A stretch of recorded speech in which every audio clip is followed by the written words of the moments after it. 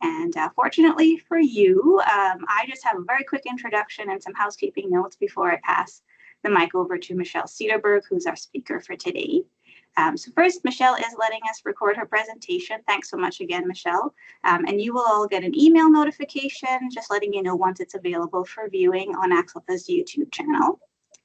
You're also going to notice that your mic and your camera are turned off. It's just, honestly, it's easier for us to manage on our end with this setup. So they're going to stay off for the duration of the presentation, but the chat is available to you to ask questions and add comments throughout the presentation.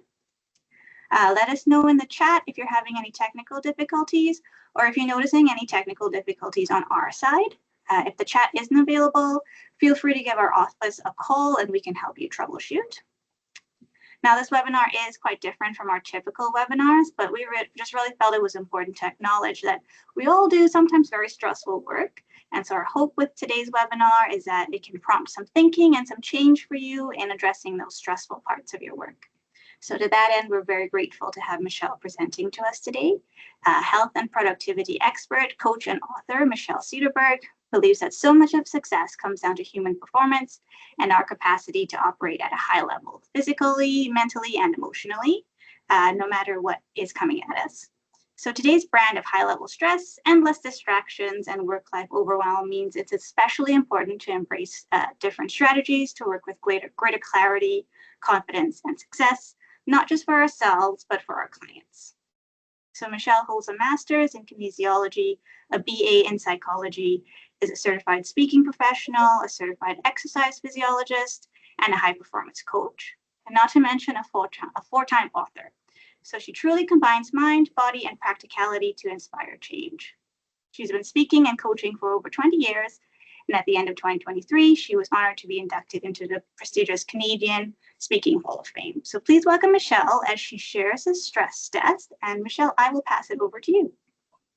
Thank you, Sharia, and hello to everyone across Alberta. I don't know if there's anybody outside of Alberta. You can let me know if there is, but I am coming to you live from my spare bedroom in Calgary, Alberta. So I'm a fellow Albertan to talk about a topic that all of us kind of need to tap into every now and then, because every single one of us feels this, but we don't always spend time addressing stress.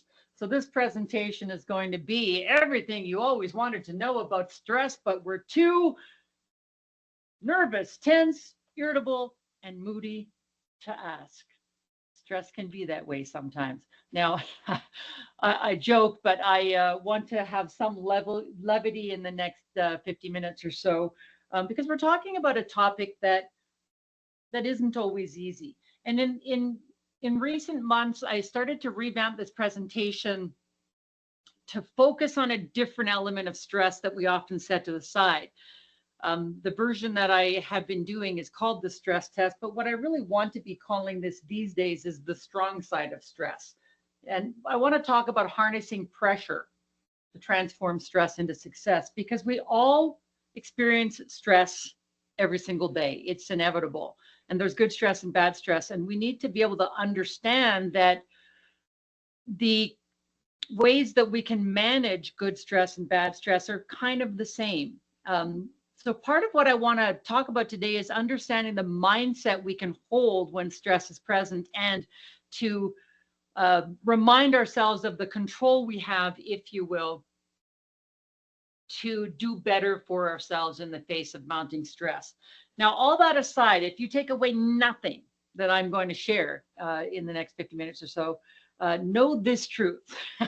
You can experience high levels of success in your work and your life, even if you have high stress, even if you don't exercise, if you eat all the wrong foods, if you drink too much, if you smoke, if you don't get enough sleep, if you've got low life balance, you can still experience high levels of success in your work and your life.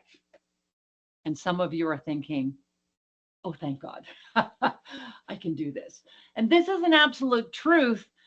No matter what you've got coming at you, no matter how much stress you're feeling, your physical body and brilliant mind in it is an amazingly resilient piece of machinery that will keep on pushing even when times are tough.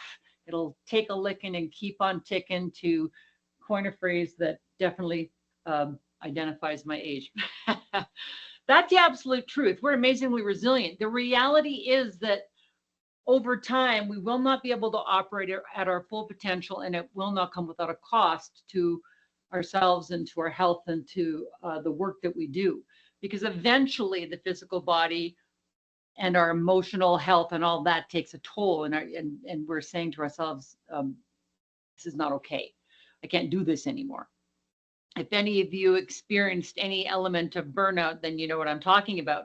But I do want to maintain a positive outlook. And despite that, I also need to address some of the challenges of stress. So let's talk about the wrong side of stress, because some of these statistics are kind of important reminders.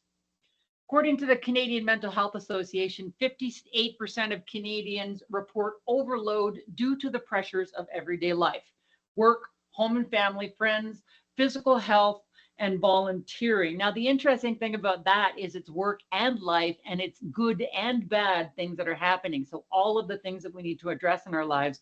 And these days we're feeling it a little bit more than normal. 66% experience burnout at some point while on the job. And that number certainly has elevated post-pandemic and continues to stay elevated. According to the American Psychological Association, chronic stress is linked to the 6 leading causes of death, and that's heart disease, cancer, lung ailments, accidents, cirrhosis of the liver, and suicide. And depression is the leading cause of disability around the world, with 1 in 5 people personally experiencing a mental health problem or illness in their lifetime. And 1 in 8 of us will know somebody, probably more than that. 1 in 8 of us will experience that with somebody close to us. And I don't mean to be a harbinger of doom, but I think it's important every now and then to just tap into what's happening out there, because in some ways it can normalize what we might be feeling when we're thinking, gosh, am I the only one that is feeling this way?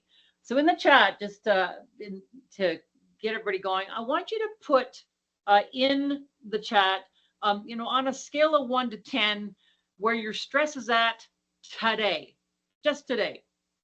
In a scale of 1 to 10, pop it in the chat. Let's see if I can actually see everything. Yeah, there we go. So you'll see some numbers in there. And I guarantee you this is going to be anywhere from very low to very high, because every single one of us is dealing with different things. All right, you can see what your colleagues are facing day to day here. This is today. Could be different tomorrow. Could certainly be different next week. But every single one of us is dealing with some sort of stress. We're going to talk about that. When we talk about managing stress in work and life, we're also in this very unique time where the sandwich generation is exploding. And the sandwich generation is, you've got young kids on one side to take care of, and you've got aging parents on the other side, and you're in between, doing your best to, be on the job and do all the things you need to do to keep life rolling. So anybody can relate to that, you can let me know. On the strong side of stress, these are such important reminders that we have more power than we think we do. So think of this as the empowerment side of stress. Moderate good stress strengthens the connection between the neurons in your brain. It basically gives us more resolve. It gives us more, I got this. It strengthens our mindset towards stress. It can help develop fortitude and confidence even in the face of challenges. Now, the thing about good stress is you're pushing through something that feels challenging, but somewhere in you believe that you can. And so when you get to the flip side, there's a sense of pride and you're feeling good about yourself for having gotten through. So even though it's tough, you say, wow, like, look at me go. It can help strengthen your immune system. I'm going to talk a little bit more about that, because our body knows how to push against stress, and our physiology through the peripheral nervous system will help actually kick into gear a boost of our immune system that allows us to get through a tough time, which explains why when we finish that stretch tough time, whether it is planning your wedding or moving house, or getting through a very tough round of client caseloads, whatever it might be. When you get to the end of that stress, what normally happens? You get sick, and that's your body saying, okay, I had your back during stress. Now that it's gone, it's my turn. Now, this last one here is what kind of prompted me to look more towards the strong side of stress, because there's a lot of research out there that suggests that successful professionals in high pressure jobs handle stress differently, which is to say that there's a certain strategies and mindset attached to getting through tough times. So we're going to talk about some of those things. Just checking the chat here. We're good. And just for kicks, in the chat, put what part of Alberta you're in from, so I can see where we're at. Calgary in the house. Is it mostly Calgary and Edmonton? See if there's anybody else. Sherwood Park. All right, I was there last week. We got the big cities. All right. To me, this picture depicts the good and bad side of stress, because the kid that you're looking at on the left is definitely in a terror state, and it's, I don't want to be here. The kid on the right is the one that's scared but excited, what I call scared. We get that feeling sometimes when we're embarking on something that is a little bit scary to us, but we're excited for the possibilities. Now, you might also suggest that this picture of myself and my husband is another version of good and bad stress. This was this past summer where my husband and I cycled 340 kilometers over 4 days across the Scottish Highlands, my husband's home country. And the first 3 days, it rained cats and dogs. And how they say it in Scotland is it hooned down rain. I look a little stressed. And despite the fact that I don't look happy, I will say that this picture actually embodies good and good stress, because despite the fact that I look like I'm not very happy, I was in one of those places where I was facing a challenge, and I knew that I'd trained, I knew that I had the right gear, I knew that I was set up for success. And despite the fact that I don't look very happy in this picture, I was actually in a state of good stress. But it's kind of a funny picture because my husband smiled like that the entire time, even when it was raining. Oh, gotta love it. All right. So that means that in many ways, we need to be reminded that success is inevitably going to bring stress. When we're pushing hard to reach higher levels, it's unavoidable. And I think we understand that one more completely than this side, that stress can help us drive success. I will talk about that aspect in a moment when I share what I believe is a really compelling definition of stress. So let's take a closer look at bad and good stress here for just a moment, because anytime that, well, and certainly up until I adapted this presentation, I would be talking more about this version of stress, about distress, which is the bad and overwhelming stress, either internal or external, that impairs functioning. And if the stressors are severe and persistent, the stress can be considered harmful. Distress occurs when you feel unable to cope, or when you feel like you're out of your depth. When you were in school, it might have been that you weren't prepared for an exam. In our work lives, it could be that you have a big deadline and not enough time to do it, or you have an overwhelming caseload and you're feeling like, how the heck am I gonna get through all of this? And you can have feelings of anxiety and panic attached to that. The distress part isn't fun, and it's the one we mostly always talk about, but I think that there's value in looking at the flip side. Eustress is a good form of stress that benefits your well-being, it benefits your motivation levels, it boosts your performance, and in the faces of challenge and obstacles, it provides a rush of excitement, of satisfaction, of confidence. And I want you to think of something that you've been through where it was a challenge, but in the back of your mind, you're thinking, I got this. Think about that. You can put it in the chat if you want to, but you can experience good stress when you're confident in your ability to solve a problem or cope with a situation. And I think more often than not, we need to remind ourselves of that inner fortitude that we have, especially when faced with stress. So you've got the exam, but you're prepared for it. You've got that deadline, but you're energized to meet it. You've got that big caseload, but you know that you've put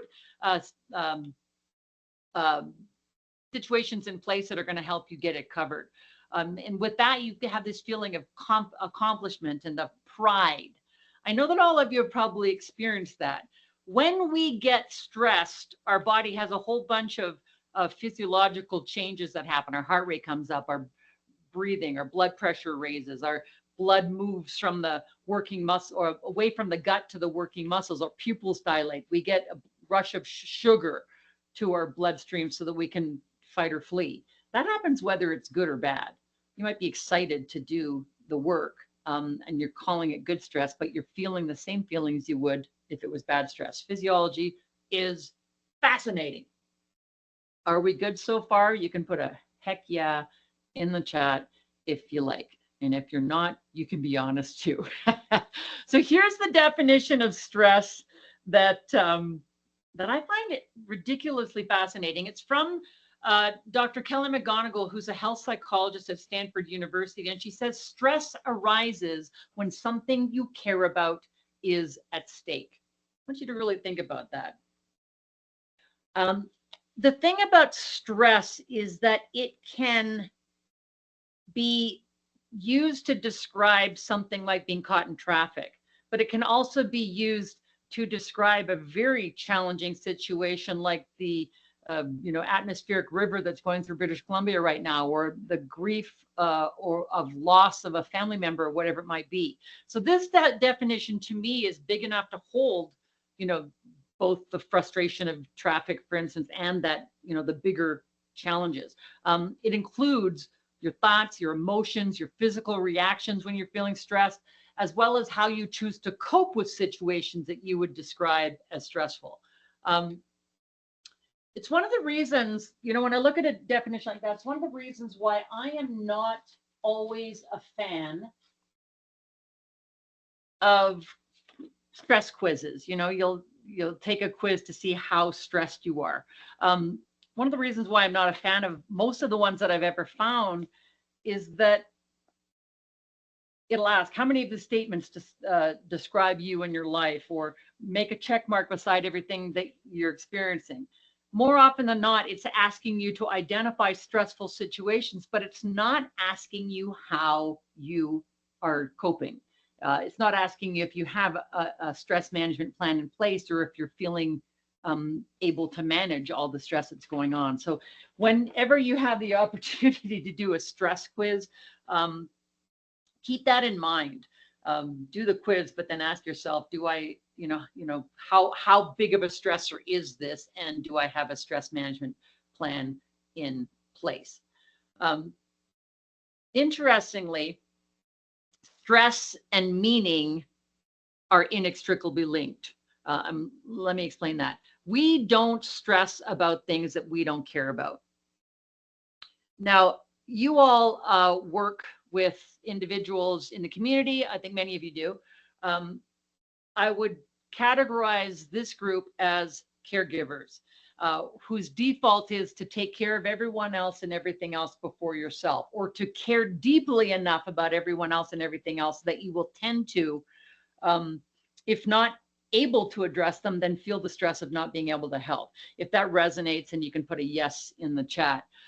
Stress and meaning are inextricably linked. You don't care about things, or you don't stress about things you don't care about, and you can't create a meaningful life without experiencing some stress, which I'm going to talk about in a moment. But totally true, 100%. Here we go. Yeah, and if you didn't care about your clients, then you wouldn't be very good at your job.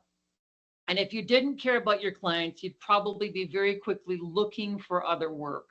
And so when we recognize that we get into, if we're doing this work, there's going to be stress attached to it. We're doing it because we care, then hopefully we can come up with a way to make the stress sustainable. I hope that that resonates. I think it's a good definition. Stress arises when something you care about is at stake. As simple as I care about being on time, so the traffic is causing me stress, or you lose somebody close to you, you care about them not being in your life, so that causes stress, and everything in between. I think that that works. It's a fairly new thing for me, but I want to talk about the different kinds of stress here. As I've said many times so far, stress, here it is, okay. We've got two kinds of stress. Well, we've got several kinds, but what I've saying several times so far is that stress is inevitable. We can't avoid it unless we're sitting inside a box and closing ourselves out from the world, but then we'd be stressed because we're sitting inside a box in the dark in a confined space. So it's inevitable. So acute stress is normal stress, and that's stress with adequate recovery. So you'll have a tough meeting and then you'll take a break afterwards and get some nourishment and clear your mind, go for a walk. You'll have a tough day and you'll have a nice meal and get a good night's sleep. You'll find some sort of peace after the chaos, whether it's happening throughout the day or not. Acute stress is normal. We can get episodic acute stress, which is when the small acute stresses pile up, and we can have a day full of a whole bunch of stuff going on, but we have in some capacity the ability to recuperate even slightly in between those stressors. I'm certain that every single one of you has had those days where it's go, go, go, go, go, go, go, go, go, go, go. You don't have a moment to yourself until you get to the end of the day and you're sitting on the sofa at 10 o'clock at night. And it's the first time you've been able to take a deep breath of air. That's not sustainable. If that continues, then we experience what's called chronic stress, and that's stress without recovery. Chronic stress,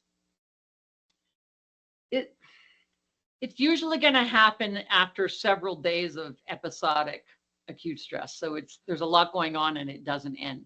Chronic stress means that you have a tough day and then you don't get enough sleep, or the stress is keeping you up at night. You're not getting the exercise you need. You're not feeling that mental restoration, and then you don't get restored. And so you come into the next day a little lower down, and then the same thing happens, and the same thing happens.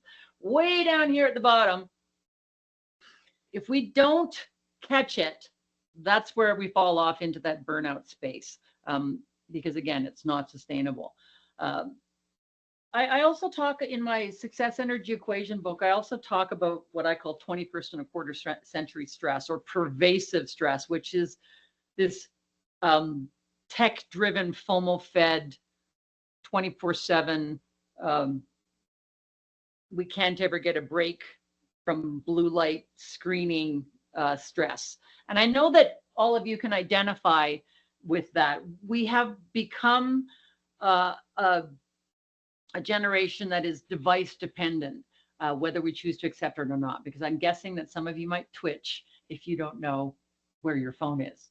This little device, supercomputer, we'll call it, is, during the pandemic was certainly our conduit to the outside world. If we weren't dependent on them before the pandemic, we're certainly more connected to them now. We need to be aware of that, because these devices have been designed to hook the neural pathways in your brain the same way that gambling and addiction does. And if that doesn't terrify you just a little bit, then you probably want to think about that. We become a little bit where we need to be aware of how we are taking care of ourselves in that pervasive stress space. This is not a presentation about detoxing from your device, but if this little device does anything, it can add to our stress, because we go from the physical stress of moving and attending and being with our clients to mental and emotional stress to this cognitive overwhelm that means we never get a true break. One of the ways that we can gain even small amounts of relief is to give ourselves some device-free time. No technology after 7 o'clock at night, no technology at the dinner table with your family, a tech-free Saturday afternoon. You decide what that looks like. I know that in this day and age, we can't be without our devices, but I think we need to be aware of the pause, the relief, the freedom we can get from disconnecting from our devices, even for short periods of time, for what that is worth. All right, chronic stress, acute stress, pervasive stress, however you want to define it.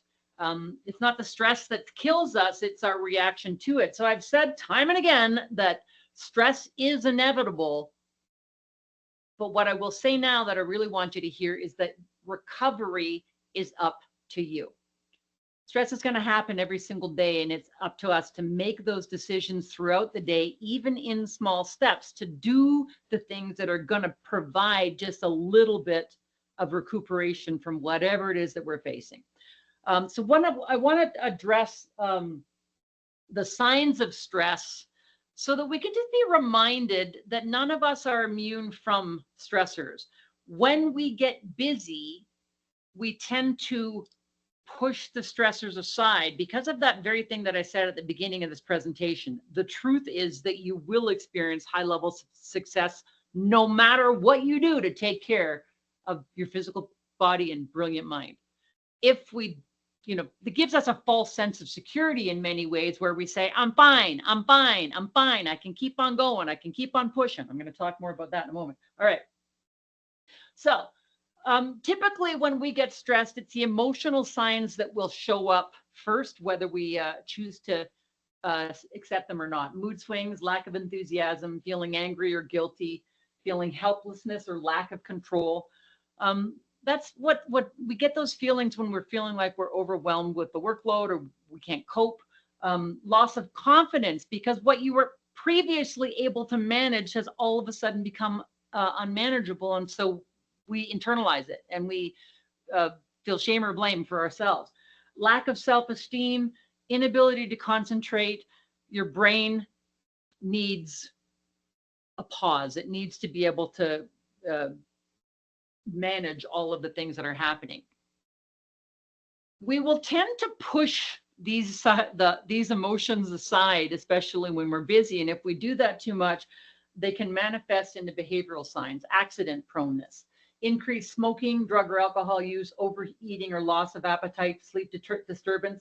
Now, the interesting thing about those three things is that it's rather than feeling the feels, we reach for tangible, tactile, something out there that I can eat, smoke, consume, or act on, sleeping or otherwise, rather than deal with the emotions. Withdrawal from relationships. So we're less inclined to ask for help, especially despite the fact that that's exactly when we need it. Being too busy to relax. Too much to do, can't take a break, can't possibly get it all done if I do, go, go, go, go, go. Counterintuitive, which we'll talk about. Poor time management and decreased performance, which I will liken to a professional athlete who overtrains. They're pushing hard and pushing hard and pushing hard to increase their performance, but without the rest, their performance actually declines. And the last one, not looking after oneself. If I don't have enough time to take care of the things on my to-do list, I certainly can't put myself on it. And so we tend to put aside exercise and eating right and all the things that we need to do to stay healthy. It's counterintuitive, and we'll talk about that in a moment. And then the last of the signs, if we've ignored the emotional, if we've ignored the behavioral, typically we'll get the wake-up call when the stress manifests physically. Headaches, extreme fatigue, stomach or back pains, digestive distress, which happens because we'll increasing gastric secretions from the hormones cortisol. Jaw or neck pain. Most of our stress we will hold in our trapezius muscle and all the ones around our neck. Weight gain, which happens because of an increase in cortisol. It's usually in our trunk region, which is also associated with higher risk of health challenges. High blood pressure, chest pains, sounds like fun. And again, here I go being all positive, but I think it's important for us to really check in. I remember doing a presentation for a group of construction individuals at Alberta Construction Safety Association many years ago. It was a three-hour stress presentation. And I remember there was one fella in his probably early 60s just sitting through the presentation with this look on his face, arms crossed, just really just every now and then he'd breathe deeply. And I'm like, well, he's not happy to be here. I'm not going to reach him today. But at the end of the presentation, he came up to me and he said, I wish I would have had this information 3 years ago when I almost dropped dead of a heart attack. So he knew that he was not well, but he ignored the signs until it manifested in something that could have ultimately ended his life. So while it's not always happy information, it's a good reminder. And I will also say this, because sometimes it's the people around us who are going to be recognizing differences in us. So if you're working closely with people, or if you have people in your team that you're noticing a difference, it's important to create a psychologically safe environment where it's okay if you see something, say something. Because when we're talking about health and safety on work sites, for instance, the mantra is, if you see something, say something, and it could be unsafe practices or things in the way that you'll trip over. But we don't often talk about, geez, so and so hasn't been the same lately. Perhaps we should, talk to them, and to be, create an environment where that's okay. They may not respond the way that you think they might, but it's always good to lend an ear and say, look, I'm here if you need me, or tap into your employee assistance, whatever it might be. Food for thought. One of the things that I do in all the presentations that I do across North America on life balance and stress management and health for high performance is hopefully to instill in people this idea that, what if burnout and stress don't have to be a part of success? And I will preface this to say, what if stress or burnout and bad stress don't have to be a part of success? When we go, we're doing it because we want to do our job well, because we want to be successful in everything that we're doing.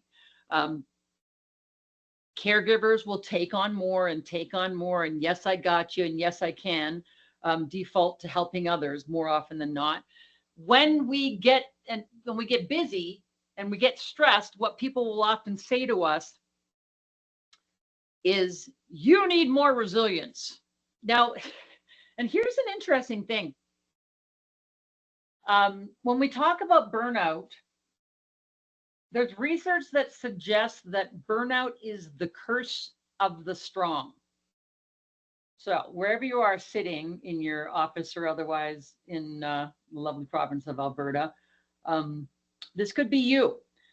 Because we'll often think, okay, well, they're burnt out, they need to take care of themselves better. To my mind, burnout is the curse of the strong, because strong people don't delegate or don't ask for help or don't let people know they're struggling, or they just dig in and disregard their needs until it gets to a point where it's no longer sustainable. We're told then, well, you need to get more resilience, and I don't think that we need more resilience. As a stress presenter, I will honestly say that I believe that that's a falsehood, and here's why. The very definition of stress suggests that you don't need to boost resilience. You've already got a lot of it. Every single one of you in the work that you do, go all day caring for others, you've already got a lot of resilience. The definition says the ability to adapt and recover from stressful or challenging situations. Adapt and recover. I'm certain that in the work that you all do, because you carry big caseloads, because you are constantly meeting with people and going into their homes and taking care of challenging patients and clients, you're ability to adapt is at a high level. I can take on one more thing. I can add in a little bit more help. I can shift how I'm doing things. Go, go, go, go, go. Adapting like a boss. That means you've got high levels of resilience. What most of us then fail to do is that recover piece. So we're resilient and I don't know if that lands with any of you. We have an awful lot of resilience, and what we need to do is to use it better. And the adapt piece is the one that creates the bad stress, and the recover piece is the one that helps you get through it. So away we go. Let's talk again about that good stress. Does that make sense to you all? I know I can't see you, but you can put a heck yeah or a I don't understand, or if you have any questions at all, you can put it into the chat. My goal is to empower you to recognize that, you know, you're stronger than you think, even on those days when it feels overwhelming, and that we can do small things to take care of ourselves, if you will, to manage the stress along the way. So good stress, it motivates you to take action, if only to get that thing done. It motivates you to take action, if only to get that thing done. If you're a list maker, then you know the feeling of this. The best thing about making a list is checking it off. Tell me I'm wrong. I'm guessing that there are some of you that will make your lists and put something on it that you've already done. And that way you can put it on the list, you can check it off, you can get the endorphin hit, and then you can use that momentum. It's why we like lists, because every time we check something off a list that we've completed, then we get that a hit of endorphins. You know that's true if you've ever put something on your list and you're like, it's been that kind of day. I sort of did that one. It doesn't feel as good. But it's also a reminder then, if you if you're pushing through the stress, sometimes that list can be your motivation, because you want to do it to be done with it, to get to the end so you can check that thing off your list. I don't know about you, but I'm a fan of my lists. And that's the part of it motivates you to take action. It occurs on a short-term basis, which means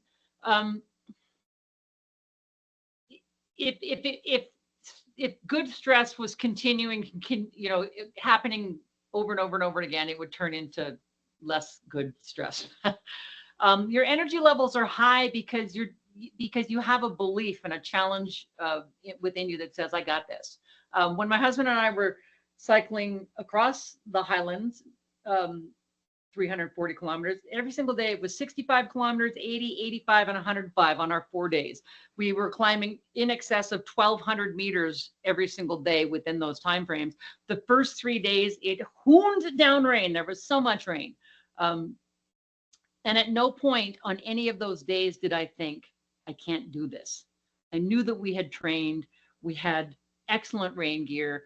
Our bikes were outfitted so that we could climb well and easily. We weren't camping. We were, you know, staying in hostels and Airbnbs.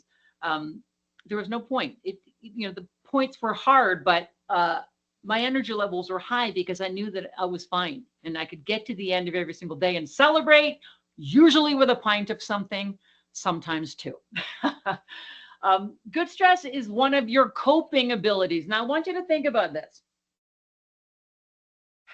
Sometimes we sell ourselves short, and this is a moment where you might want to have that mantra that says, I got this. And yes, I don't want to ever undermine when stress is high and unbearable, but in those moments when you're feeling the stress and thinking, God, this sucks, reframe it to, I got this, I can do this. Because when we say, I can't do this, your brain is going to shut down from helping you find ways to move forward in positive ways. If you say, I got this, or better yet, how might I get through this? Something called appreciative inquiry kicks the brain into gear. So you create a coping ability by saying, rather than saying, it can't be done, you say, how might I get through this? Your brain wants you to be successful so much so that it will help you find answers. Now, here's the thing that we as instant gratification individuals need to remember is if we're dealing with high stress and we ask ourselves, how might I get through this? The answer is not necessarily going to come right away. But be creative in your brainstorming and your problem solving. And ask yourself, what could I be doing differently? How might I solve this in a way that I hadn't thought of before? How might I bring other people in? You can brainstorm with your colleagues. Sometimes we just need that opportunity to speak it out loud or write it down to prove to ourselves that there are other opportunities. We don't always have to do it the way that we've done it in order for it to be successful.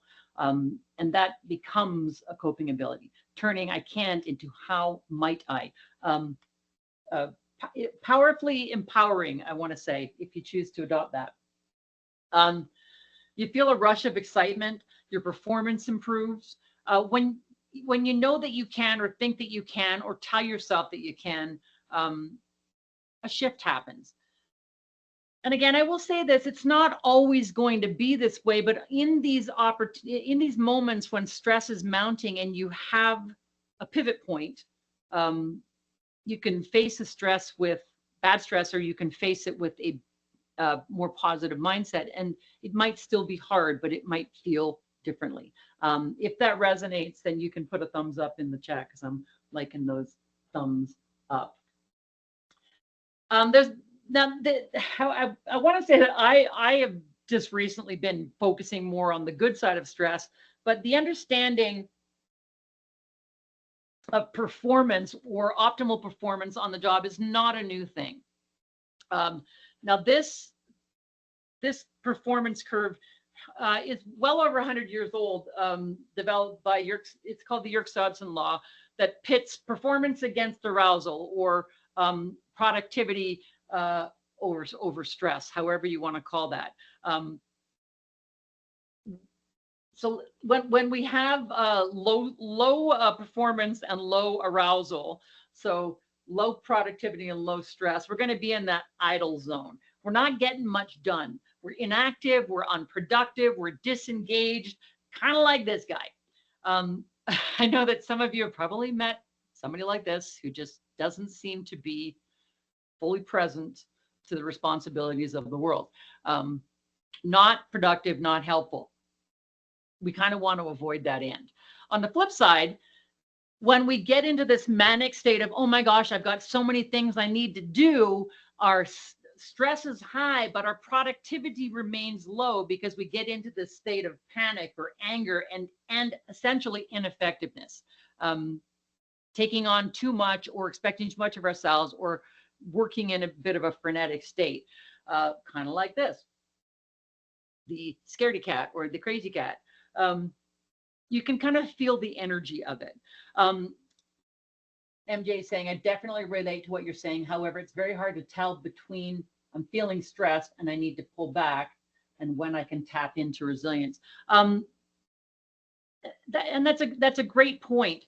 And it's not always easy on the fly to make that distinction. And sometimes what we do need to do is exactly the thing that we don't feel like we can afford to do in the midst of the stress. Sometimes we just need to sit for a moment, breathe our way through it. Sometimes you need to journal it out, write it out. Sometimes we need to take some time to assess. It's not necessarily something that's going to be crystal clear in the moment. I don't know if that's helpful. You say you're very hard to tell between I'm feeling stressed and I need to pull back, and when I can tap into resilience. The thing about the resilience piece is that we can always tap into it. And if nothing else, I will say this, if it's feeling like the day is going off the rails in any way, give yourself permission to pause just long enough to give, to take a break if you need to, or get some fuel in your body to breathe. And I know that sounds so woo-woo wellness, to be the, wellness professional says, just breathe, you'll be fine. But I think that it's an important reminder that our oxygen that feeds our brain and body is available to us 24/7 at any moment, no matter where we are, no matter who is around us. You could be sitting with one of your your clients. You could be sitting in a meeting where it feels like you're going to, lose it, and you can just slow down, give your brain and body oxygen. It's a simple gift of control that you give yourself, which may be the only tool you have in certain situations, but it's always available. So tapping into that resilience piece, I don't know if that's helpful. Laura says, for myself, I feel like I would actually do better closer to the left end of the curve rather than in the middle, because I have such an active, creative mind, and I also put lots of pressure on myself. And so, Laura, I would suggest that if you have such an active, creative mind and put lots of pressure on yourself, yes, I'll put the curve back up. Thank you. That may be your version of being on the right-hand side, right? And so your challenge then will be, how do I get to what is called, let's just go there now, the sweet spot of stress, because all of it is stress. Okay, let's be clear. We just, in the middle here, we're operating with high productivity and enough of that arousal level that we aren't getting distracted by shiny things, or we're not feeling like we need to take a nap. And so the challenge then for you, Laura, would be, how do I hone in on that active, creative mind? And how do I be kinder and gentler to myself to move into that sweet spot? I hope that resonates. This sweet spot, and let's be clear, this is also a sliding scale. We can be in the middle, and then we get a phone call that moves us towards the stress zone. We can be in that sweet spot, and then we haven't taken a break, or we haven't eaten anything for a while, and we can move into that idle zone. So this is key here, is that we need to be able to understand our own response, and acknowledge what we need in any given situation. Because the thing about stress, it is inevitable. And what we try to do is beat science. We try to say, I'm fine. I don't need a break. I can skip my coffee break. I can eat my lunch at my desk. I've got too much to do. The physiological machinery thinks otherwise. So let's talk about each of those things, because in that sweet spot, we're bounding through life like the happy hound dog, just having fun and doing good things. And I'll say this, once we get into the sweet spot, we have to work to stay there. High performers embrace career excellence, but they also maintain physical, mental, and emotional wellness no matter what, because they know the combination is vital for success. If we're going to keep operating at a high level, we have to acknowledge that the machinery that we live in needs to be taken care of, because every single moment of productivity, every creative outburst, every great piece of work that you put out in the world, every great connection that you have with individuals, your clients, all the good things that you're doing are generated from your physical body and brilliant mind in it. Everything. And yet what we do is we try to push aside science and say, despite that, I'm going to do all the things that I'm going to ignore all the things that I need to do to take care of my physical body and the brilliant mind in it, which is in many ways counterintuitive. So let's talk about the strong side of stress. Has this been helpful so far? And feel free to continue sharing in the chat. This is a important topic, I believe, but perhaps I'm biased. The ways that we can stay in that strong side of stress, number one, which seems kind of odd that I'd be saying this, is we do need to stretch. We do need to push ourselves outside of that comfort zone. Beginning this presentation, I said that you don't stress about things that you don't care about, and you can't create a meaningful life without experiencing some stress. To my mind, when you want growth, all the good stuff happens outside the comfort zone. Our comfort zone is our life as it is right now, good, bad, or indifferent. And you could have bad things happening to you in your life, but better the devil that you know. This is our comfort zone. Because when we reach outside that comfort zone towards that goal-crushing zone, that's when we start to feel that, oh my gosh, can I do this? The anxiety, the stress, our inner critic or our saboteur, that gremlin within us doesn't like change. And so when we reach outside that comfort zone to prepare for growth, sometimes that voice can get loud. But if we can kind of create a mindset of success, that means we come to understand that the only way we're going to experience growth is by stretching. However, when you reach outside that comfort zone, if what you feel is abject terror, then you might need to readjust the goal. And I'm not suggesting that the goal needs to be downsized. I'm suggesting it might need to be chopped up into smaller pieces. Don't change the goal, just make it the steps to get there smaller. When my husband first floated the idea of a 340-kilometer bike ride across the Highlands, I'd never done days like that with that many kilometers and that much vertical back to back to back. But we had a year. And so we spent a lot of time. I spent a lot of time in my basement on my trainer. And once the weather got nice, we spent a lot of time on our bikes this summer, just doing longer and longer distances. And so by the time the day came to do the ride, we were fully prepared. If we'd gone from floating the idea to cycling the Highlands, it would have been a total disaster. So I have to think about it like that. Susan is saying, I think the comment you made about having a stress management plan in place is a great concept. For some reason, stress is something that can easily take us over instead of us realizing we can use some strategies to assist with that. 100%, Susan. And we use that sense of, that false sense of security that, that allows us to push hard longer than our bodies should, to tell ourselves that I'm fine, I'm fine, I'm fine. And I will impress upon this group that small steps are effective. The book that I wrote before the Success Energy Equation is called Energy Now, Small Steps to an Energetic Life. And the title should have been Small Steps to an Energetic Life, because I'm such a believer in small steps to great gains. Small steps and then do it again tomorrow. Consistent action in small steps. Because when we're busy and stretched and stressed, what we don't want is to shut down everything until we can do it right. Take a small step today. Take a small step tomorrow. Keep doing the things that you need to do in small steps. That's why the power of the breathing can be such a good thing, because it is the tiniest of things that you can do for yourself. I'll tell you why we tend to push aside small steps. It's because we are success oriented, because we're driven, and because somewhere in the back of our mind, we're thinking, if I'm going to do this, I'm going to do it right. Go big or go home. Success oriented individuals will tend to think, what good is small steps make?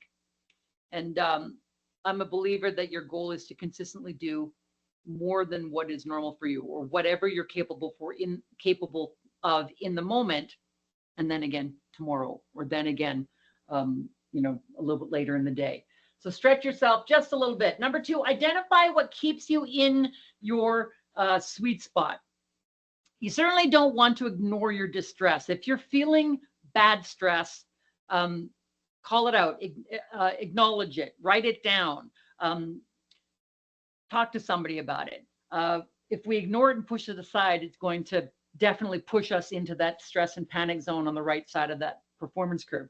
Determine what events distress you. Are there certain aspects of your job or in your life that are consistently showing up as challenges? What do you tell yourself about those events? What are the things that you're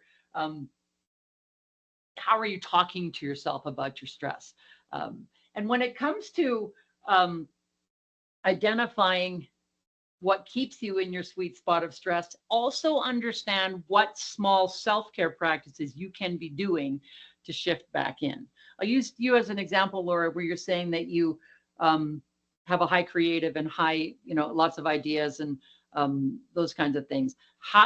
Recognizing when that starts to happen, what would be a sweet spot strategy that you could use. And it might be that you're going to write a list of the ideas and then you're going to put them in the parking lot. It could be that you're going to pause long enough to refocus on that thing that you want to be working on. It could be that you're going to use something like a Pomodoro timer technique, where you turn on a timer for 25 minutes and really focus in on the task at hand, whatever that might be for you.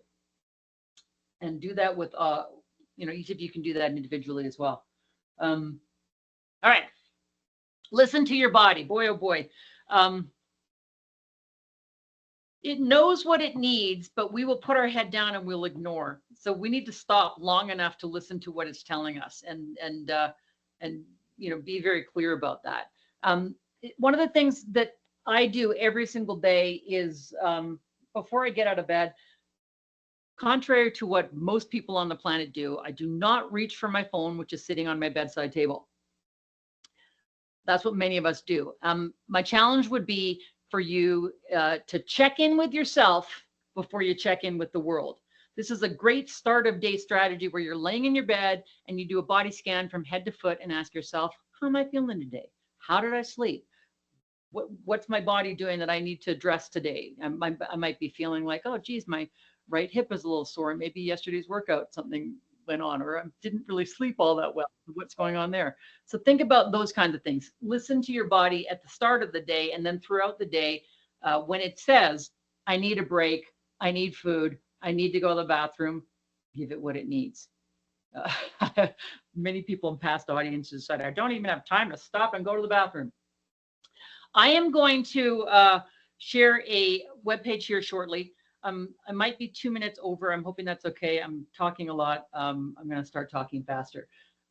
It's a little tips booklet called Mesh for Health, Move, Eat, Sleep, and Hydrate for Health, which is small steps, tips for doing each of these things better. Move your body, eat healthy, sleep better, hydrate, and why it's important. These are self-care strategies. And so it'll be on a dedicated webpage I'm going to share in a moment with all sorts of resources. So make sure that you scan the QR code. You need to have your phone handy. Make sure that when you're out in the world doing the hard work, that you recover well, that you recover like an athlete, that you take those breaks, because your body can't sustain go, go, go, go, go. And because an athlete needs rest to perform better, they know better than to push, push, push. For what I will call corporate athletes, people who usually work with their brains, your brain it represents only 2 to 3% of your body's weight, but it sucks upwards of 25 to 30% of your body's energy in the form of glucose, your brain's main energy source. So we'll go back to this curve, which looks very much like 3 of those performance curves. It also looks like an acute stress curve, and there's no surprise there. This is based on our daytime rhythms, our ultradian rhythms, which suggests that we've got about 90 minutes of peak performance in any moment before we get to this trough where we start to feel that, oh my gosh, shiny things, I'm getting distracted, reading the same sentence over and over.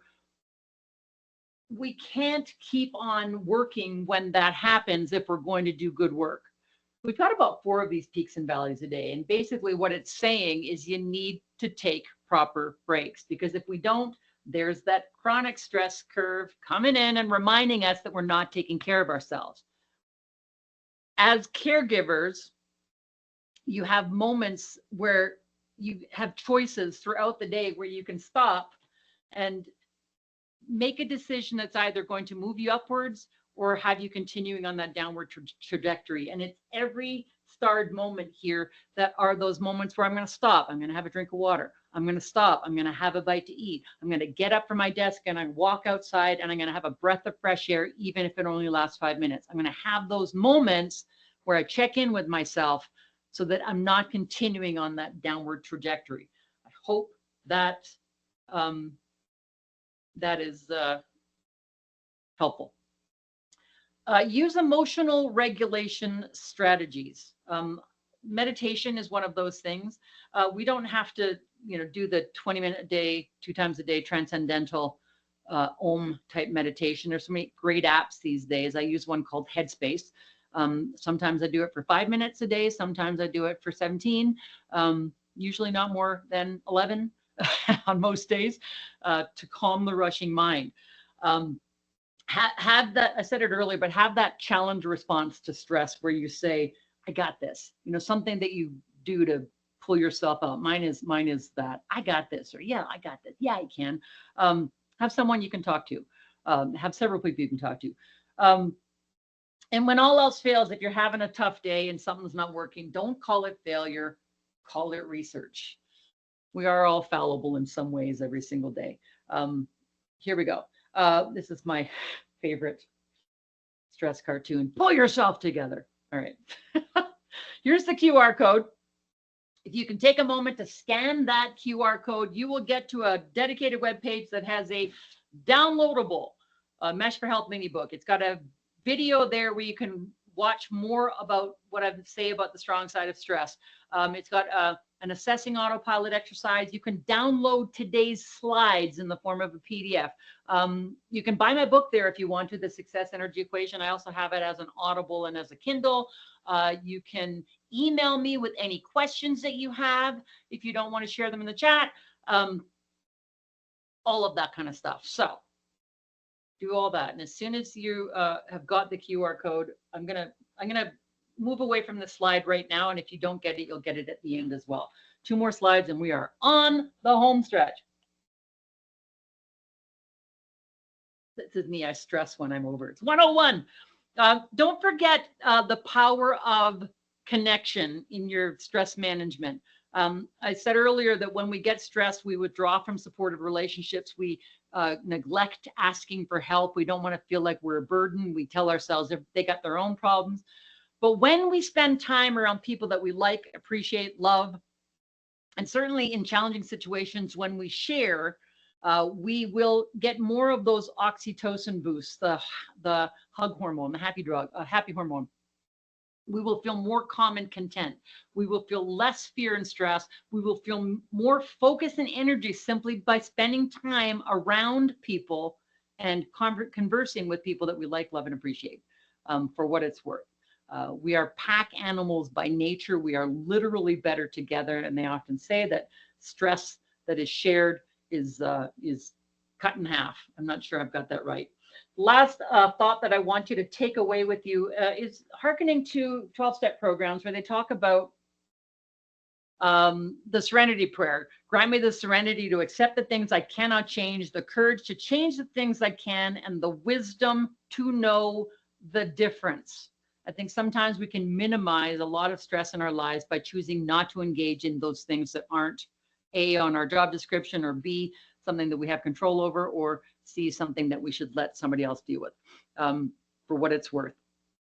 So I actually have the serenity prayer on the wall in my office for certain days to remind myself that it's, you know, some days it's okay to say, not my circus, not my monkeys. Caregivers will tend to want to help everywhere, and so choose your battles. Here's my last cartoon, which I love. I'm learning how to relax, doctor, but I want to relax better and faster. I want to be on the cutting edge of relaxation. Counterintuitive. All right. So I hope that through some of the things I have shared this afternoon, you've got a little shifted perspective on how you will address your stress. And by sharing some of the information, I'm hoping that you will use the strong side of stress to drive your success. And there is the QR code again. I want to thank you very much for your time this afternoon. If for whatever reason you don't have access to your phone or you don't want to scan the QR code, I'm going to share right now the URL of the dedicated page that shares all those resources, and you can go in there. And thank you. I am done. That is it for me. ACSLPA. Are we there? Are we good? Thanks for coming, everyone. Yes, thank you so much, Michelle, and for sticking around for a couple of minutes afterwards. We're so grateful. There's lots to think about, and lots of thank yous in the chat as well. So thank you so much again. Thanks, everyone. Enjoy the rest of your day.